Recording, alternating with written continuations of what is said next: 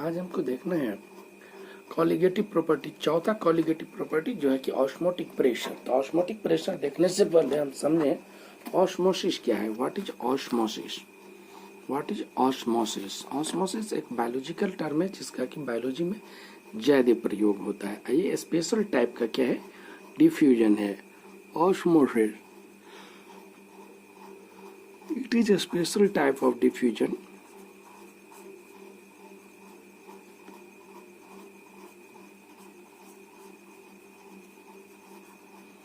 a special type of diffusion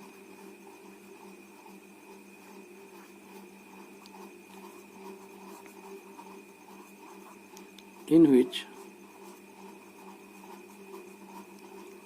only solvent can flow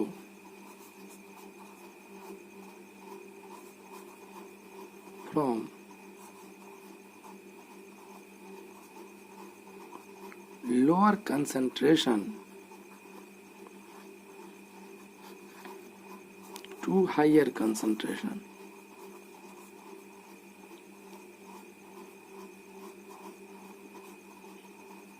ये special type का diffusion है जिसमें कि सॉल्वेंट का फ्लो होता है लोअर कंसंट्रेशन से हायर कंसंट्रेशन की ओर। सपोज कर लें ये एक कंटेनर है, इसके बीच में एक पार्टीशन दे दीजिए, इसमें 5 kg चीनी दे दीजिए और 5 लीटर वाटर दे दीजिए, और इसमें 1 kg चीनी दे दीजिए, 5 लीटर वाटर दे दीजिए। इसमें से इसमें फ्लो होगा सॉल्वेंट यानी पानी, तब तक इसमें आएगा जब तक कि दोनों का कंसंट्रेशन बराबर नहीं हो जाता है। इस प्रोसेस को हम लोग कहते हैं ऑस्मोसिस। ऑस्मोसिस एक स्पेशल टाइप के मेम्ब्रेन से होता है जिसको हम लोग SPM कहते हैं, सेमी परमेएबल मेम्ब्रेन कहते हैं, सेमी परमेएबल मेम्ब्रेन कहते हैं। ऑस्मोसिस एक स्पेशल टाइप के मेम्ब्रेन से होकर होता है जिसको कि हम लोग सेमी परमेएबल मेम्ब्रेन कहते हैं। डिफ्यूजन ऑलवेज इधर से इधर होगा, हायर कंसंट्रेशन से लोअर कंसंट्रेशन की ओर डिफ्यूजन होगा, लेकिन ऑस्मोसिस जो होगा वो लोअर कंसंट्रेशन से हायर कंसंट्रेशन की ओर होता है। तो एक इम्पोर्टेंट क्वेश्चन पूछता है 12th क्लास में, right difference between osmosis and diffusion. Osmosis and diffusion,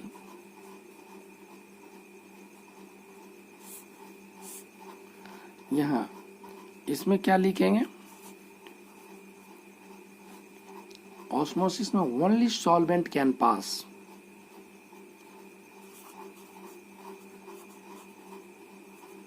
in this process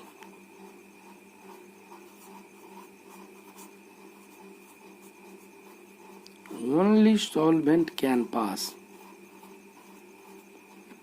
इस प्रोसेस में मात्र सॉल्वेंट पास करता है।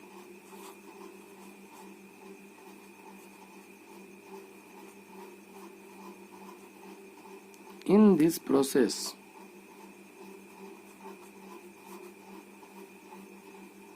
solute and solvent both passed। इसमें सॉल्यूट एंड सॉल्वेंट दोनों जाता है। इसमें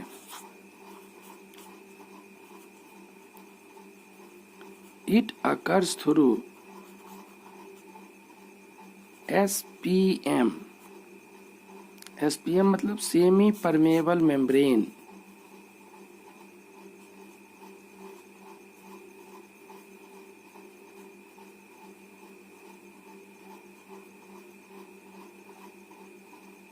इसमें no any membrane needed.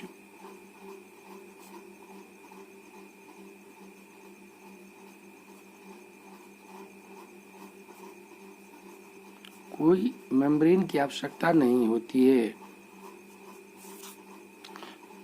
Following of solvent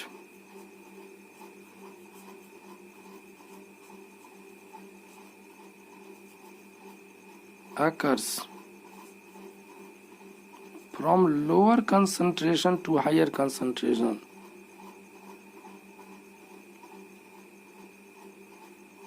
Lower concentration to higher concentration. इसमें क्या होता है, हायर से lower.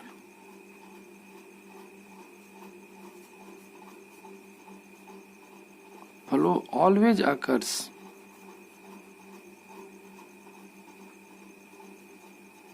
from higher concentration to lower.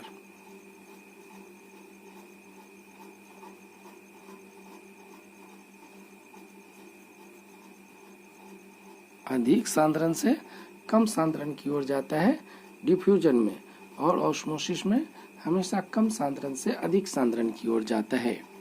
तो ऑस्मोसिस समझ गए, डिफ्यूजन समझ गए. ऑस्मोसिस को एक स्पेशल टाइप यानी बर्टले और हार्टले मेथड से मेजर किया जाता है, डिटरमाइंड किया जाता है. ऑस्मोसिस के प्रेशर को, मतलब ऐसा प्रेशर जिसको कि अप्लाई करने से ऑस्मोसिस का प्रोसेस रिवर्स हो जाता है, उसको ऑस्मोटिक प्रेशर कहते हैं. ऑस्मोटिक प्रेशर चौथा कॉलिगेटिव प्रॉपर्टी है ये, ऑस्मोटिक प्रेशर.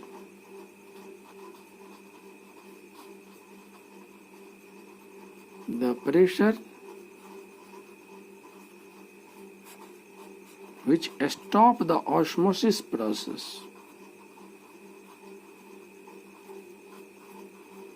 जो ऑस्मोसिस प्रोसेस को स्टॉप कर देता है, stop the osmosis process are called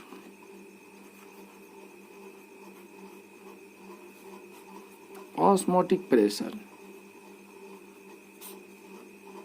जिस प्रेशर को अप्लाई करने से ऑस्मोसिस का जो प्रोसेस है वो रिवर्स हो जाता है, उसको हम लोग ऑस्मोटिक प्रेशर कहते हैं. इसको it is denoted by pi. Pi से डिनोट करते हैं.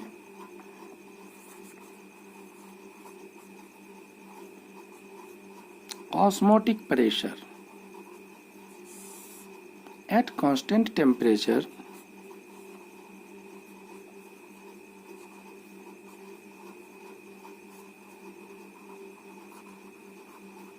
या given temperature, osmotic pressure of any solution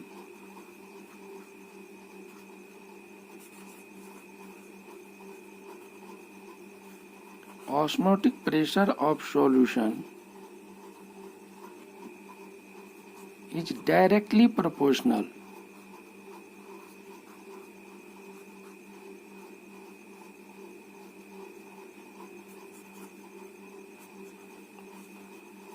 to the concentration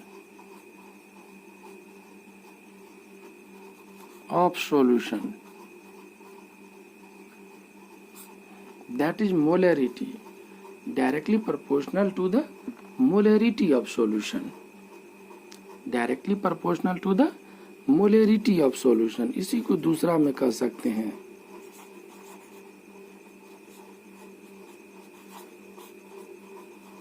ये जो होता है directly proportional to the molarity, to the molarity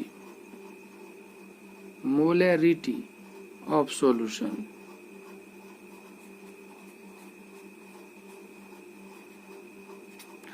या कंसंट्रेशन ऑफ सॉल्यूशन कहेंगे. देखेंगे कि pi directly proportional C T, C को कहते हैं कंसंट्रेशन ऑफ सॉल्यूशन, टी है temperature,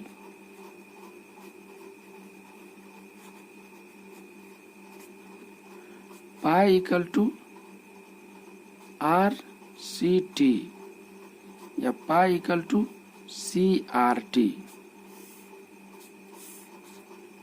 are equal to gas constant. ध्यान रखेंगे इसको हमेशा। ये पाई इक्वल टू CRT बहुत इंपॉर्टेंट है, इस पर बहुत सारा न्यूमेरिकल्स होगा, बहुत सारा न्यूमेरिकल्स होगा। कहेगा ऑस्मोटिक प्रेशर फाइंड करने 5% शुगर सॉल्यूशन का एट 100 डिग्री सेल्सियस या at 100 degree Celsius 5% sugar solution का ऑस्मोटिक प्रेशर फाइंड करें। न्यूमेरिकल्स देखेंगे, ये क्वेश्चन है। Find the osmotic pressure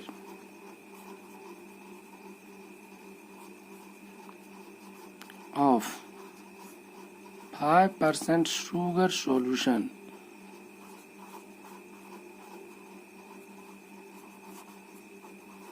at 100 degree Celsius. तो टेम्परेचर इक्वल टू 100 डिग्री अब प्लस 373 केल्विन हो गया। R इक्वल टू 0.0821 हो गया। मोलैरिटी की बात करेंगे, मोलैरिटी निकालना पड़ेगा। 5 gram given mass equal to 5 gram, volume equal to 5% है, तो V इक्वल टू क्या होगा, ये होता है MW/M इंटू V ना, तो W हुआ 5 और शुगर मतलब शुगर क्या शुगर, तो शुगर होगा C12 H22 O11 12 गुने 12 1 गुने 22 प्लस 16 गुने 11 मतलब 342 144 प्लस 22 प्लस 76 6 2 8 4 12 7 2 9 13 14 ठीक 342 तो 342 इंटू 100 ml। भी कितना दिया हुआ परसेंटेज में है तो 100 ml। अगर ये 100 ml है तो क्या है 100 ml है तो इसको लीटर बनाने के लिए 1000 से डिवाइड करेंगे, 1000 से डिवाइड करेंगे। तो pi equal to CRT, pi equal to ये जो C है इसको हम लोग C कहेंगे, तो C equal to 5 into 1000 by 342 into 100 R 0.082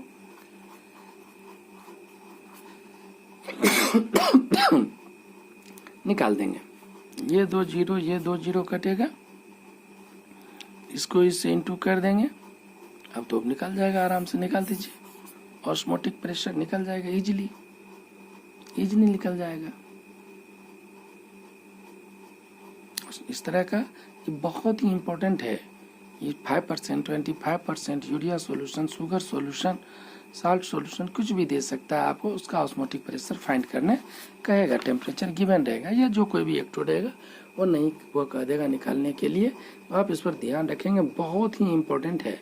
numericals on osmotic pressure are very very important. Numericals on osmotic pressures are very very numericals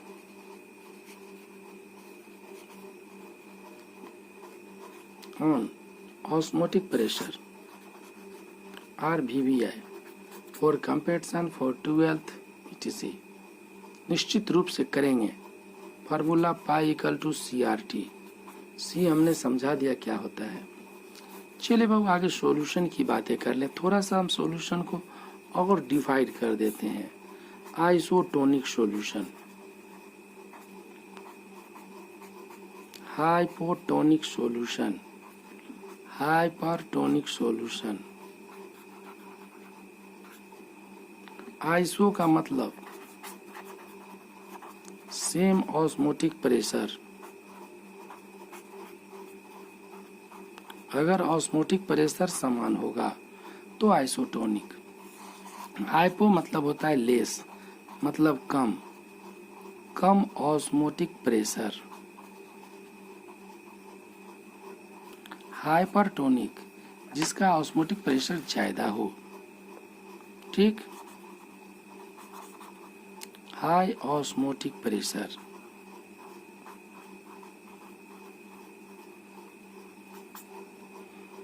isotonic solution में अगर हम किसी सेल को डालेंगे कुछ नहीं होगा, कोई अंतर नहीं पड़ेगा।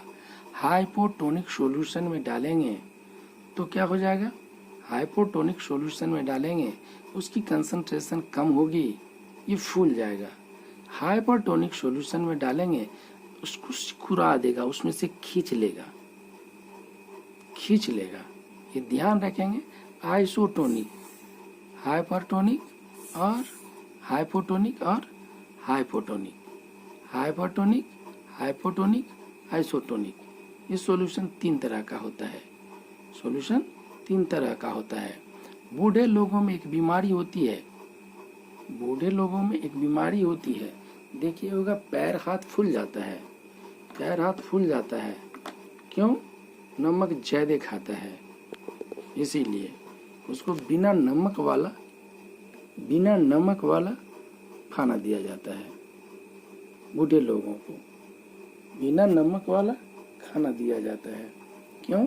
उसके शरीर में ज्यादा साल्ट हो गया है, इसीलिए ज्यादा साल्ट हो गया, अब कम साल्ट वाला भोजन उसको दिया जाता है, इसीलिए।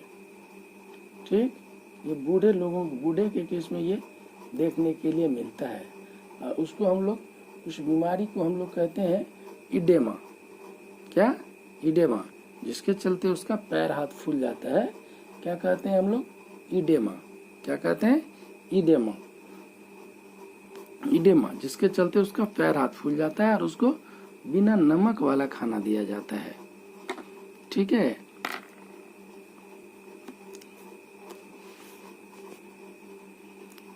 समझ गए? चलिए ठीक है, हम लोग आज बंद करते हैं।